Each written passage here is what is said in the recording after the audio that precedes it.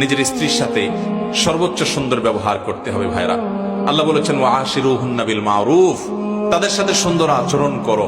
আমাদের অনেক ভাইরা আছেন বাহিরে অনেক ভালো, কাস্টমারের সাথে ভালো, ক্লায়েন্টের সাথে ভালো, পরিচিত অপরিচিত মানুষের সাথে ভালো, কিন্তু নিজের স্ত্রীর সাথে যাহা তা আচরণ, বদরাগ আছে না নাই?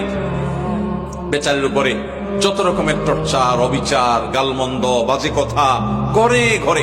অনেক লোক আছে বাহিরে অনেক সভ্য ভদ্র, ওনাকে মানুষ অনেক ভালো জানে, কিন্তু ওনার বউ জানে ওনার চরিত্রের হাল কি, ঠিক না?